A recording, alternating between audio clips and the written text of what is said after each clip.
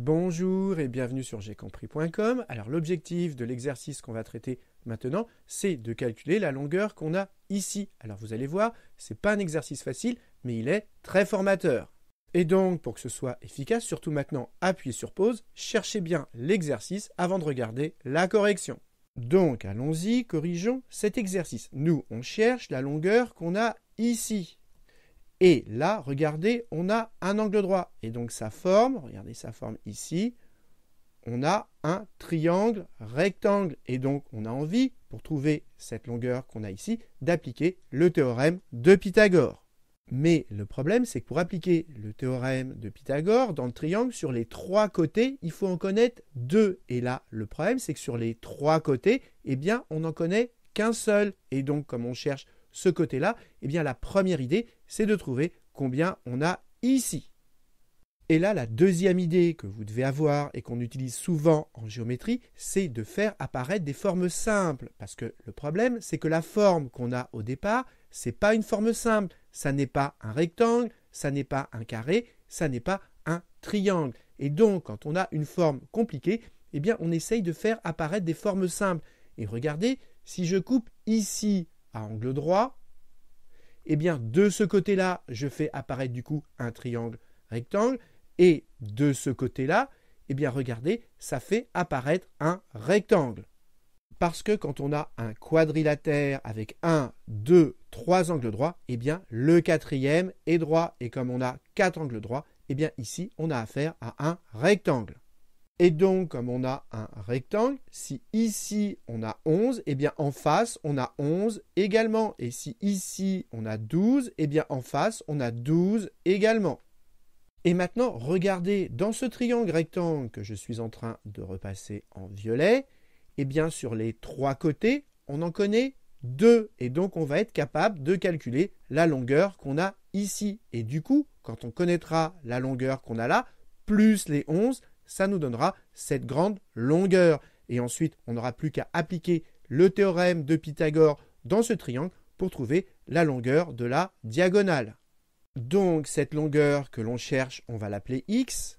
Pour le moment, je suis au brouillon. Et donc, on va appliquer le théorème de Pythagore dans ce triangle. Et donc, ça fait la longueur de ce côté-là au carré, donc x au carré, plus la longueur de ce côté-là au carré, 12 au carré, est égal à la longueur de l'hypoténuse au carré, donc 13 au carré.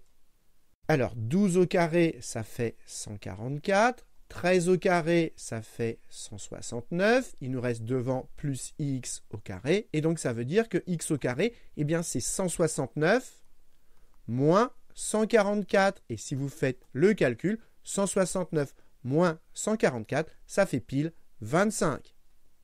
Et du coup, si x au carré vaut 25, eh bien ça veut dire que x, c'est la racine carrée de 25. Et la racine carrée de 25, ça fait 5. Et donc ça veut dire que x vaut 5. Donc la longueur qu'on a ici, eh bien c'est 5. Et donc ça veut dire que cette longueur qu'on a ici, cette longueur qu'on a là, eh bien c'est 11 plus 5, c'est-à-dire 16 ici, on a 16. Et maintenant, pour trouver la longueur de la diagonale que l'on va appeler D, eh bien, il n'y a plus qu'à appliquer le théorème de Pythagore dans ce triangle rectangle que j'ai repassé en rose. Et donc, ça nous donne la longueur de l'hypoténuse, donc D au carré, c'est égal à la longueur de ce côté-là au carré, donc 12 au carré, plus la longueur de ce côté-là au carré, plus donc 16 au carré. Et maintenant, il n'y a plus qu'à faire le calcul. 12 au carré, ça fait 144, plus 16 au carré, ça fait 256, et 144 plus 256, ça fait pile 400. Et donc, si D au carré vaut 400, eh bien ça veut dire que D, c'est la racine carrée de 400, et la racine carrée de 400, ça fait pile 20. Et voilà, on a trouvé cette diagonale, elle mesure 20, et maintenant, il n'y a plus qu'à rédiger ce qu'on vient de faire au brouillon.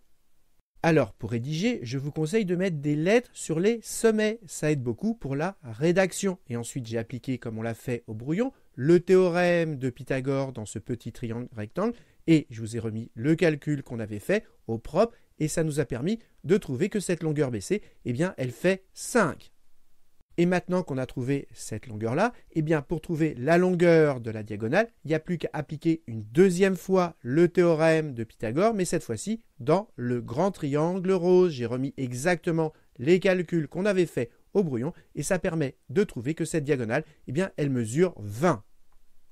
Donc voilà, cette vidéo est terminée. Alors si vous n'avez pas trouvé, c'est tout à fait normal. C'était un exercice difficile, mais il y a 2 choses à retenir pour trouver la prochaine fois. La première chose, c'est que pour appliquer le théorème de Pythagore, eh bien dans le triangle, il faut connaître les longueurs de 2 côtés parmi les 3 pour trouver la longueur du 3e côté. Ça, c'est la première idée à retenir. Et la deuxième idée très importante à retenir, c'est que quand on a une forme compliquée comme ici, il faut essayer de faire apparaître des formes simples. Et c'est pour ça qu'ici, il fallait penser à couper comme cela pour faire apparaître un rectangle d'un côté et un triangle rectangle de l'autre. Donc voilà, cette vidéo est terminée. J'espère que vous avez bien compris. Et comme d'habitude, si vous avez apprécié cette vidéo, n'hésitez pas à la liker et à vous abonner à la chaîne pour ne pas rater les nouvelles vidéos. Il y en a en moyenne une nouvelle par jour.